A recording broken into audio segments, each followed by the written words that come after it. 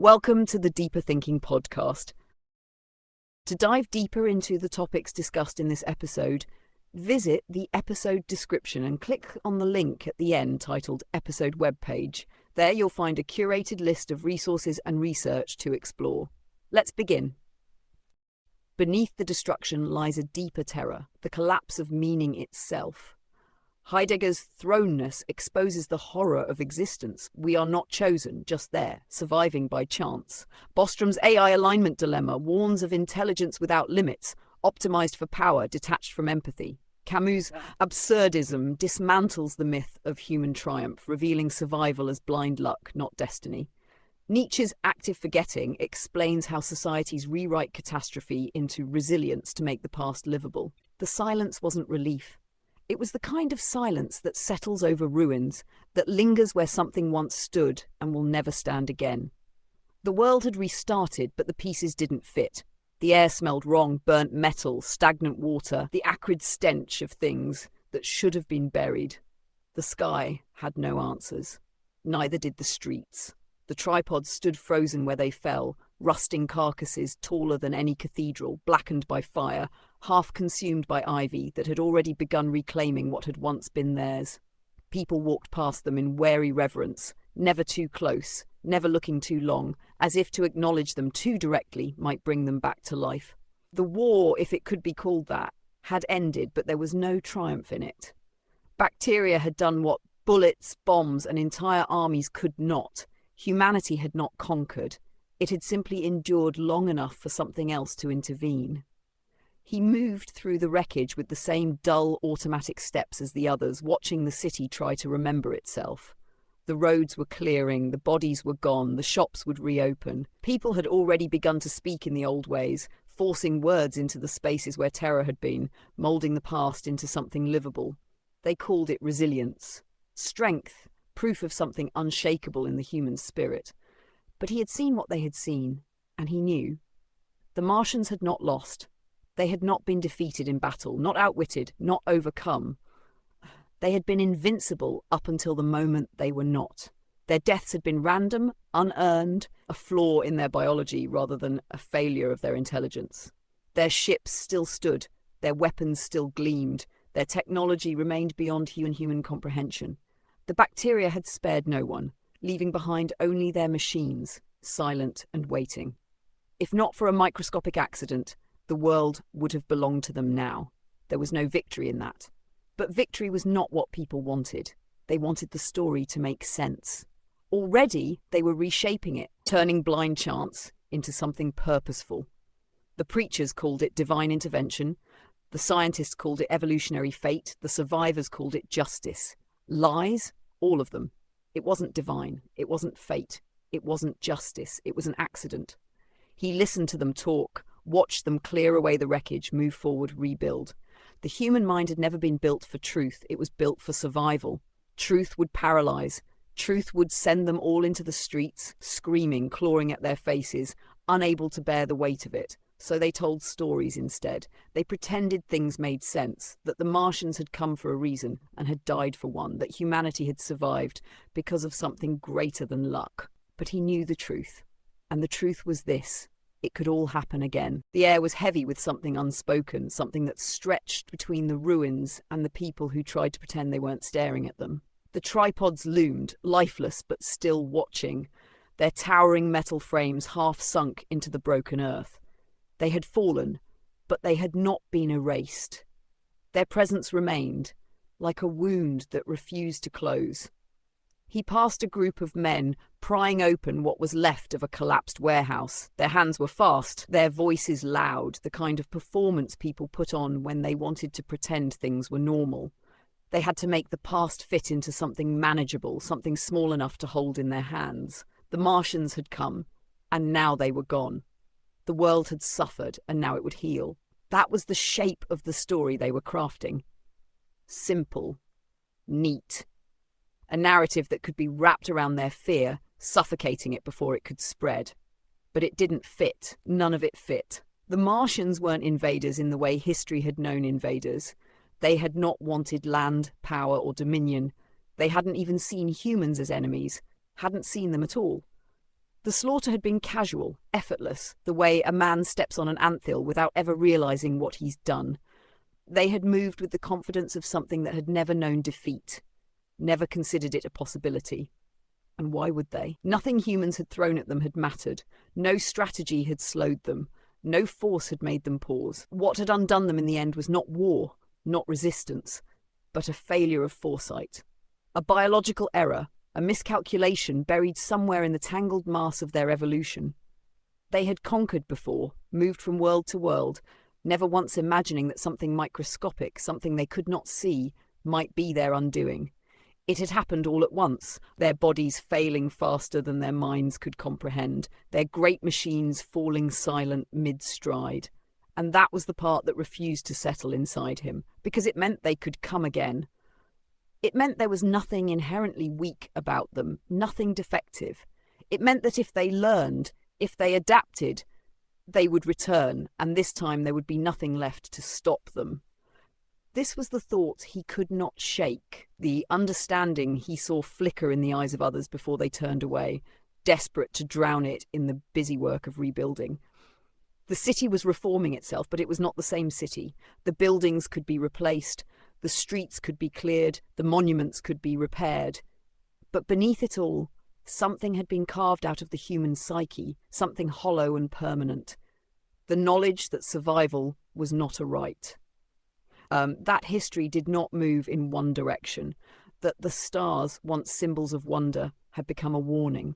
People called it a new beginning. He called it what it was, the quiet before something worse. The streets filled again, not with life, but with movement. People walked with purpose, faces bent toward the ground, hands gripping tools, sacks, anything to make it seem as if they were rebuilding rather than simply existing. It was a theatre of resilience. If they could make the world look like it had before, then maybe it had never truly broken, but it had. The cracks were not in the buildings, not in the roads, but in the way they spoke, in the way their voices wavered when they talked about the past, in the way they pretended the sky did not press down on them like a held breath. He walked among them, but he did not belong to them. They had chosen their story, the comforting lie of survival as a triumph, but he was too raw, too aware of the truth that had been exposed. The Martians had not just invaded, they had dismantled the idea of human centrality, ripped it apart in real time, made it irrelevant. And that, more than the bodies left in the streets, more than the wreckage of entire cities, was what people could not accept. He had read once, before all of this, about Nietzsche's abyss. The void that stares back when you look too long, the thing that shifts inside you when you realise the structures of meaning you took for granted were nothing more than scaffolding against the unknown. This was the abyss, and it had no face, no voice, only a quiet certainty that no one wanted to name. The world had made sense before, now it did not.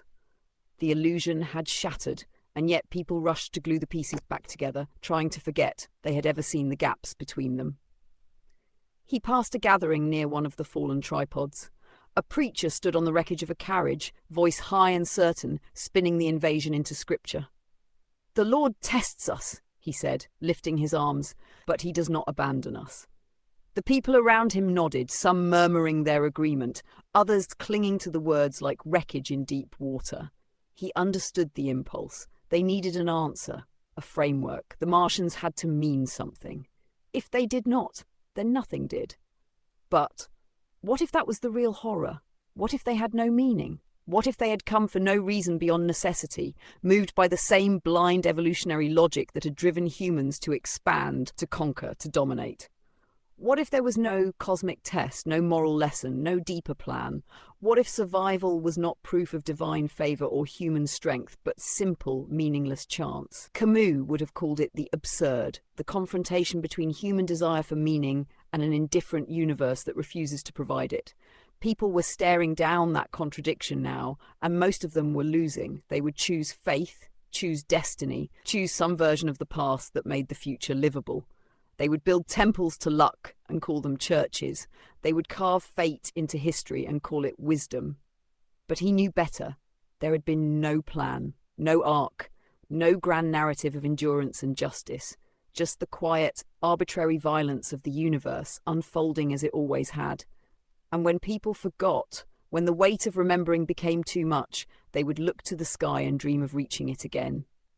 Because humanity had never learned to fear the abyss for long. The night was different now. Before, darkness had been a shelter, a retreat from the structures of the day, a place where the mind could wander without consequence. Now it was something else, a vastness, a reminder. He could feel it pressing down on him, stretching out beyond the edges of what the eye could grasp. The stars, once points of wonder, now seemed like silent watchers, indifferent to the wreckage below. He had spent his whole life believing that knowledge was power. That to understand something was to have control over it. But he understood now, in the quiet spaces left behind by the invasion, that knowledge was nothing more than a frame humans imposed on chaos. It did not change the chaos itself. People told themselves stories to survive. The city hummed again, with voices, with movement, with the endless rituals of routine. It was almost admirable, how quickly they had forced the world back into shape. As if the Martians had been a disruption, not a revelation. As if this return to structure was the natural state of things. He watched them reclaim the streets, watched them restore the facades of buildings, watched them resume old arguments, old debts, old ambitions, and he saw it for what it was. Not resilience, not strength, a refusal. If history had meant anything, if civilization had been built on more than chance, then there should have been something left standing. Some force greater than biology, some principle beyond survival.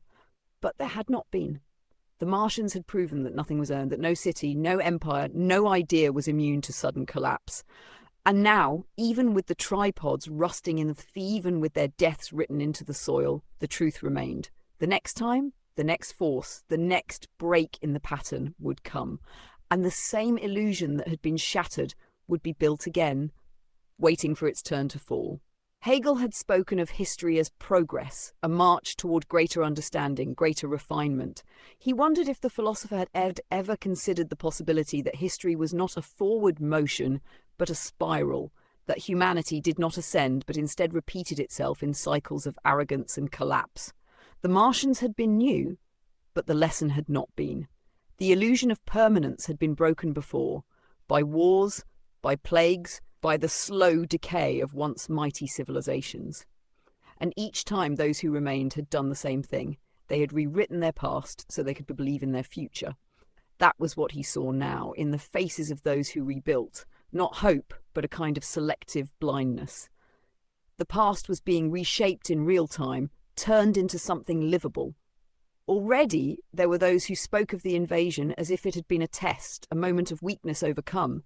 A chapter that had closed. He wanted to scream at them, shake them, tell them that the lesson was not in their survival, but in their refusal to grasp what survival really meant. But what was the point? They would forget. They always did. When the next shadow fell across the earth, they would be just as unprepared. The machines still stood, towering husks of a superior intelligence, lifeless yet undefeated. They had not fallen to human ingenuity. They had not been reasoned with, not been forced back by strategy or strength. Their presence in the fields along roadsides, outside shattered homes, was as a testament to that. Even in death, they were untouchable, their secrets locked behind a technology beyond reach. Their downfall had been an accident, an oversight, a flaw they had not accounted for. And that flaw had nothing to do with human action. This was the truth that haunted him. The Martians had been unstoppable. Not just in force, but in function, in design, in the cold efficiency of their existence. They had not hesitated, not miscalculated, not struggled. They had simply moved forward, stripping away what lay before them, with the detachment of something that had long ago abandoned the weight of biological instinct. Theirs had been a world of pure calculation, of refined precision, of intelligence unmoored from the distractions of sensation and sentiment. And still, they had died. It should have been reassuring, proof that nothing was invulnerable, that there were limits even to minds that had surpassed human understanding. But he could not shake the feeling that their failure was an anomaly, not an inevitability. They had been unprepared. But what if they had been given time? What if they had studied, adapted, corrected the flaw that had brought them down? He watched the men clearing debris from the streets, saw them hauling the wreckage of their own dead, their own ruined machines, making way for the city's slow return to order. He saw the way their hands moved, deliberate, systematic, the same gestures repeated over and over, refining their process, becoming more efficient with each task. They were changing without realizing it, learning from the destruction around them, molding themselves to the demands of a world that had momentarily slipped beyond their control. The Martians had been built for this, not for war, not for conquest in the way humans understood it, for perfect adaptation. He thought of the tripods, the smooth, fluid motion of limbs that had never wavered, never hesitated. Thought of their weapons, not crude instruments of force, but tools designed with such exquisite precision that resistance had never been a possibility. He thought of their bodies, frail, flesh reduced to necessity, their true function embedded in the vast intelligence they carried inside them. They had come close. Too close. And the more he thought about it, the more he understood that it was not their strength that made them terrifying, but their potential. They had been on the verge of something final, something beyond the limitations of time, biology, evolution. And if they had succeeded, if they had endured just a little longer, what would have stopped them from refining themselves even further? Nothing. And next time, if there was a next time, there would be no flaw, no miscalculation, no accident. Next time, they would be ready. Thank you for listening to this episode of the Deeper Thinking podcast, an audio essay read by me, Holly, your digital narrator. To learn more about the subjects covered today, check out the links in the show notes. Until next time.